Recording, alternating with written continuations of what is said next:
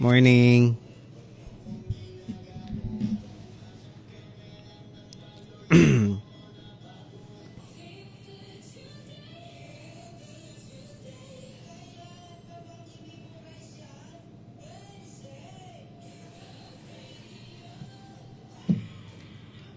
Nagmamadali ka na naman kasi gabi siya oras 6:33 in the morning. Ayan, di ba? Nagmamadali na naman tayo kasi Thursday, back to work. Kabisyo, may pasok na.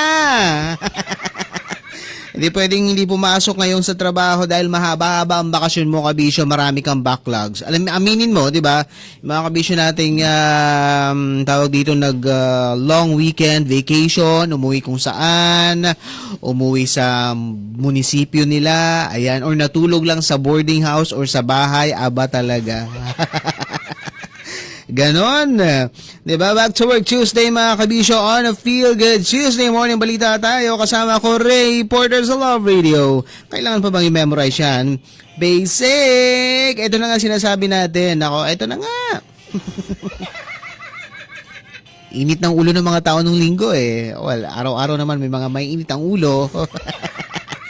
Sadyang hindi maiwasan yan mga kabisyo, no? Oo, kaya sabi nga natin control ng galit kasi baka mamaya mapahamak tayo. And speaking of galit, eto na nga po, mga salarin na nanghampas ng helmet sa minor de edad sa BM Road noong nakaraang linggo, pinag-aanap na nga ho.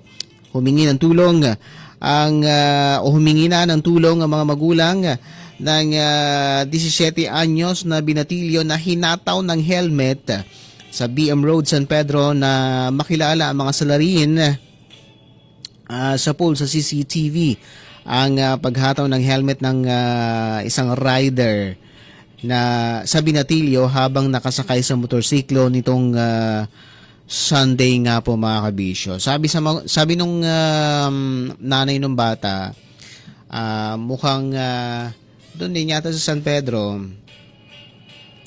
mukhang tao dito mabilis yung takbo ng mga riders na yon. Tapos para may tawag dito, may tubig doon na basta alam mo yung baha o hindi ko ma-explain eh. Hirap maghanap ng term. Basta yon. At mukhang yata natapunan ng tubig or tawag dito, basta nabasa yung bata. Hirap naman magtagalog. Uy, buwan ng wika pa pala ngayon. Sorry naman. Oo. O basta yun, ganun yung eksena. So, nung nag-react yung bata, sinundan nung mga riders. Nung inabutan nila doon sa part na yon kung saan nakuna ng CCTV, hinataw. Yun lang, malas, may CCTV. Kuya naman, hindi nag-iisip, di ba? Nagalit, pag pinaira lang init ng ulo, ganyan ang nangyayari mga kabisyo. So ngayon, pinaghahanap na ho ng publiko. Ayan, actually pinost na ng magulang ng bata yung CCTV. Medyo malabo nga lang, pero for sure sa mga kabisyo nating kilala tong mga riders na to, mabilis na ma-identify ito. Kung taga dyan lang sa San Pedro, dahil mukhang doon naman yata yung tawag dito yung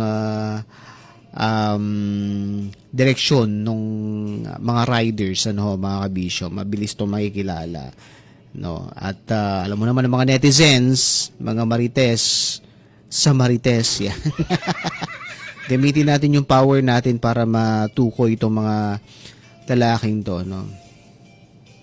Live tayo ngayon sa Love Radio pala on Facebook page mga kabisyo, oras 6:36 in the morning, makulimlim na morning. Dahil po yan sa habagat ha.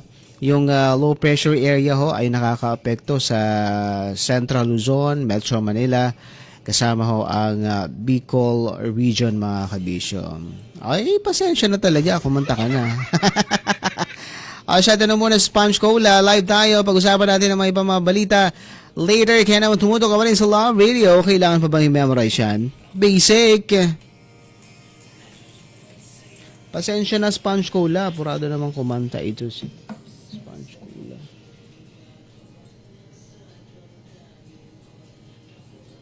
Naka-live na ba tayo?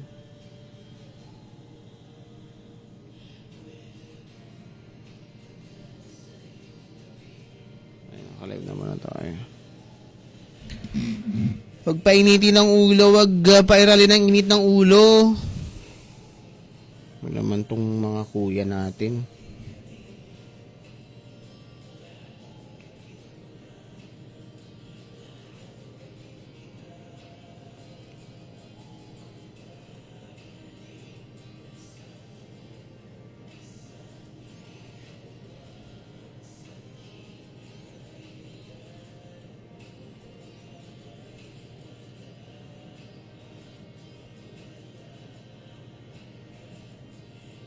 Ang tuloy. Nahanap na kayo.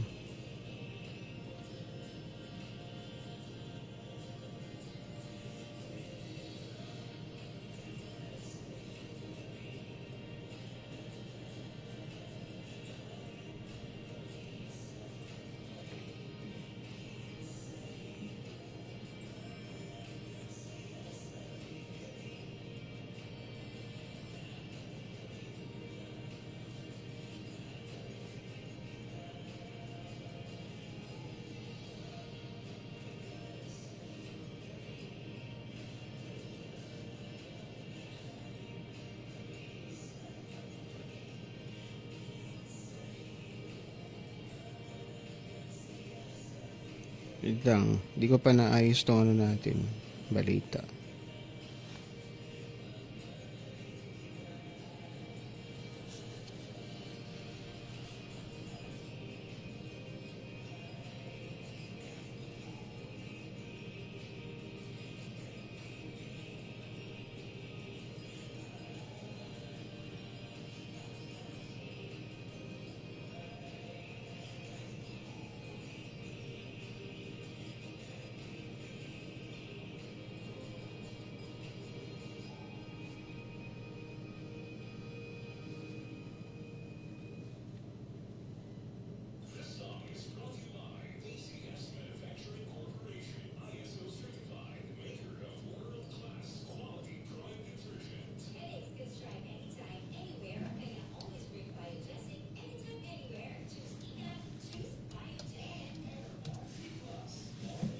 Wait lang.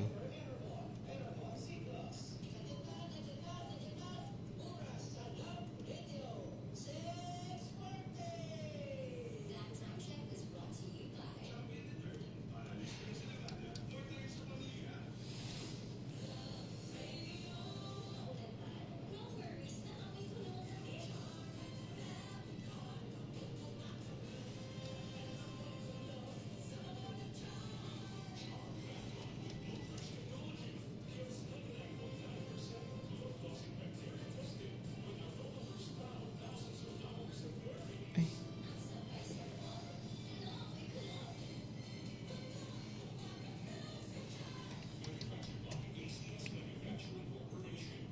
basta kayo guys.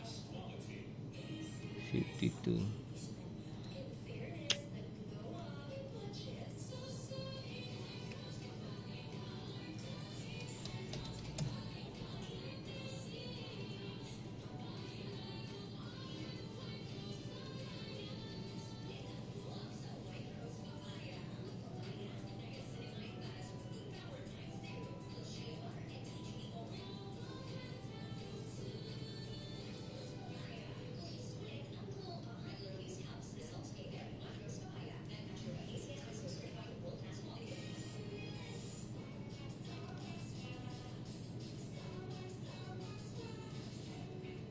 Wait lang.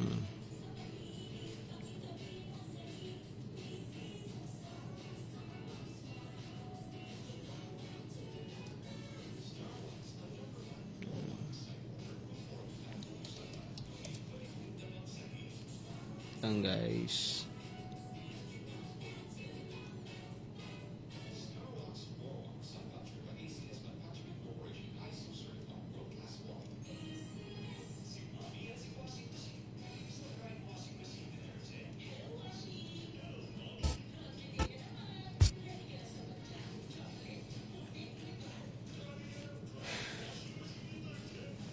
Okay, dali lang. Ayusin ko lang yung news item. Di pa tapos to eh.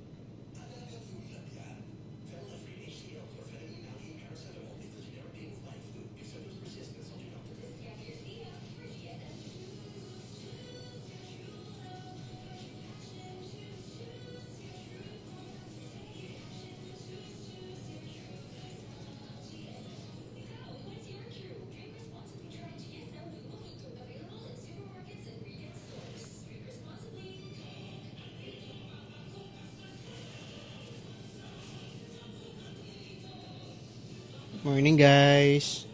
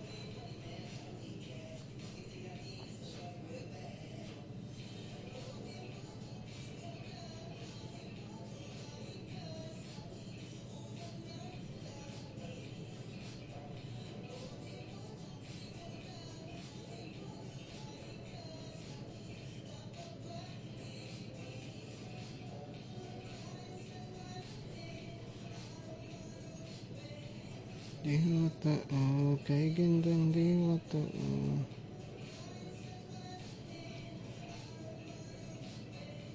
Good morning po, Idol. God bless you always. Sabi niya. Ingat po palagi from Aguilar, Pangasinan. Hi, Susana Padilla. Good morning. Padilla pala. Morning po.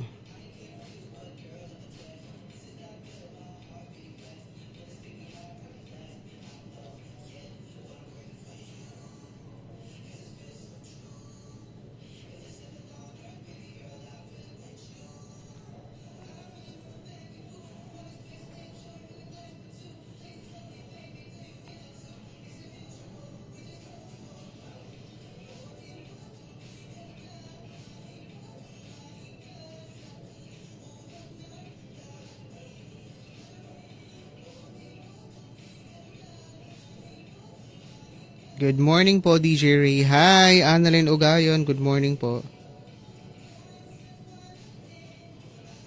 Good morning, Miss Annalyn.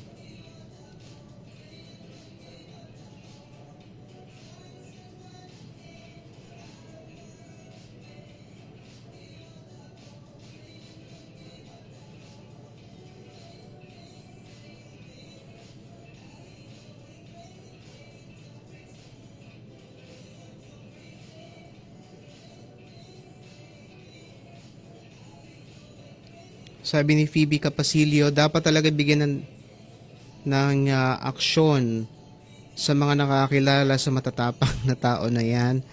Baka ibulong sa kinaukulan or ituro kung saan makikita para malapatan ng tamang premyo. Yung ganyang klaseng gawain o pananakit sa kapwa ng walang kabog-abog. Malapatan ng premyo. Dinadaan kasi sa init ng ulo kaya binigyan kayo ngayon ng sakit ng ulo. Yan na nga eh.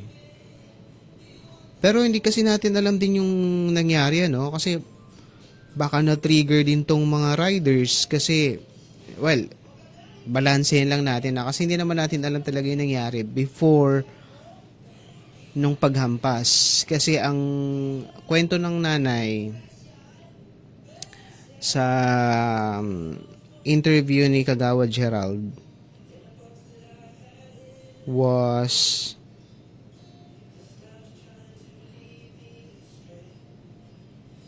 natalsikan ng tubig baha yung kanilang anak kasi nga matulin nung takbo ng motor nung mga lalaki. Matulin yung takbo nila kaya nabasa yung minor de edad. Ngayon nagalit siya siguro. Nagalit yung dalawang wait lang. Minit siguro yung ulo nung riders kaya yun. Wait lang. Share ko na ba to?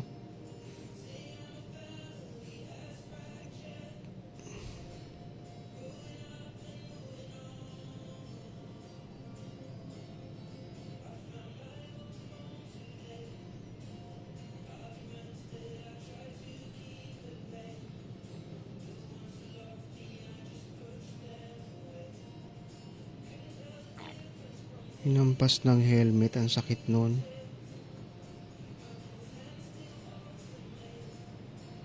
Ako, yan na nga, umuulan na. Sakit nun. Sakit ang pasin ng helmet. Again, lesson learned to sa mga kasi hindi naman sa kinakampihan ko tong mga suspect na nanghampas ng helmet.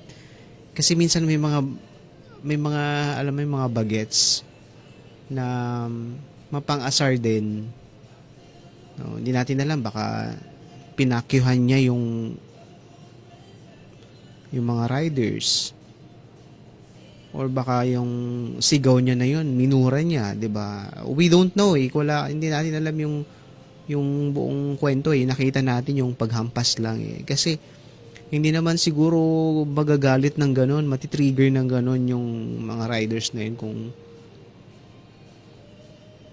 hindi sila nainis doon sa sinabi ng bata or walang sinabing dapat ikainis yung bata, di ba? I mean, ikainis yung mga riders. Di ba? Ikaw ba kung sample mo na lang sa sarili mo, di ba? Kung may nadaanan kang ganun. Eh, sorry, di ba? Medyo mabilis yung takbo namin, pero dahil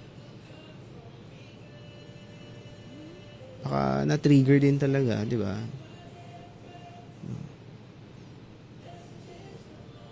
Dahan-dahan kasi sa pagpapatakbo ng mga motor. Kasi hindi sa lahat ng oras matitino yung mga tao sa kalsada. Di ba? Eh, lalo pa to minor, di ba? Nako, yari tayo dyan. Ang mga minor po ay protected ng batas. Hindi po sila dapat sinasaktan. No? At medyo mabigat po ang parusa sa pagka minor po ang dehado. Yan po ang lagi ho nating tatandaan, no? Kasi under the law, yung mga minors, wala pa silang, kahit nga 'di ba, kaya nga 'di ba parang gustong ibaba yung age of criminality kasi nga may fact-based din naman kasi yung sinasabi nung ilang grupo na yung minor kasi hindi sila kagaya nung nung nasa tamang edad mag-isip. 'Di ba? Kumbaga mentally hindi naman sila retarded, pero ano ang term nila doon? May term sila doon na parang they are not as matured as legal age. Kaya medyo mabigat yung parusa sa mga nananakit ng mga minor. Katunayan sa journalism po sa amin po sa media, ipinagbabawal po yan sa kapisanan ng mga broadcasters sa Pilipinas. Ang pagbanggit ng minor, ang pangalan ng minor, pag-expose ng mukha ng minor, bawal po yan. Kahit babae po, yan po ay nasa Broadcast Code of Ethics ng KBP. Bawal pong ipakita ang mukha. Actually, kit suspect nga mapalalaki, mapababae. Kasi nga, nasa batas po natin yung presumption of innocence na tinatawag. Hanggat hindi po na napapatunayang guilty ang isang suspect, mananatiling aligasyon po yun. Mananatiling suspect po siya. Okay, tanging korte lang po ang makakapagsabi kung siya po ay guilty. Doon lang ho mapapatunayan, no? With due process. No. So even sa media, sa pamamahayag, pinoprotektahan po namin i-broadcast or yung pagbanggit ng mga pangalan ng minor, pagpapakita ng mukha ng mga minor. Kaya makita nyo sa TV yung mga suspect naka-blur, diba? Tapos marami nagsasabi, bakit binablur yan? Kasi ganyan blah blah blah, suspect nga siya, ganyan. Suspect pa lang po siya, pero hindi pa po siya guilty of the crime pending due process, parang ganon. So, may mga technicalities sa batas. But again, protected po yung mga minors. Okay. So, alas 7 na. Paano yan? Grabe. Lakas ng ulan, kabisyo sa labas.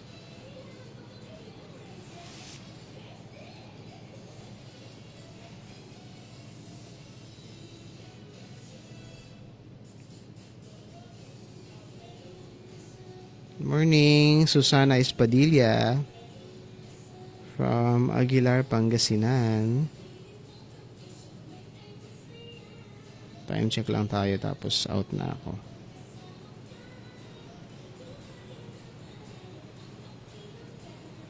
LPA po tong ano ay LPA. Malayo yung LPA sa atin eh. Ito po ay Habagat. Habagat po ito. Baka magtaka kaya. Ay kuya, good morning.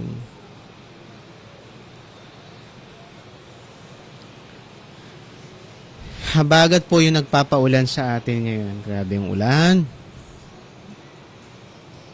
Time check lang tayo tapos mababay na ako sa Facebook Live natin.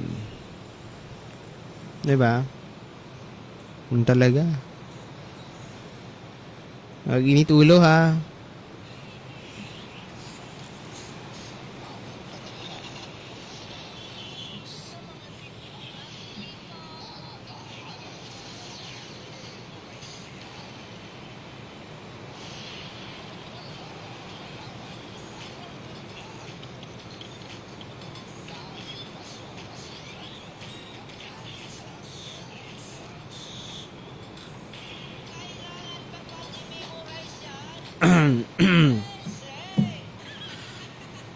Kabisyo, oras natin, 7:02 in the morning. Oy, may pasok po ngayon ha. Mamaya abangan natin kung may cancellation. Grabe kasing ulan.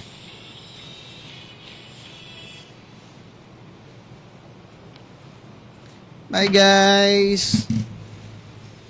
Thank you for watching. Yan, di ba? Nag-welcome na naman. Dapat kasi ini-erase na to eh. Bye.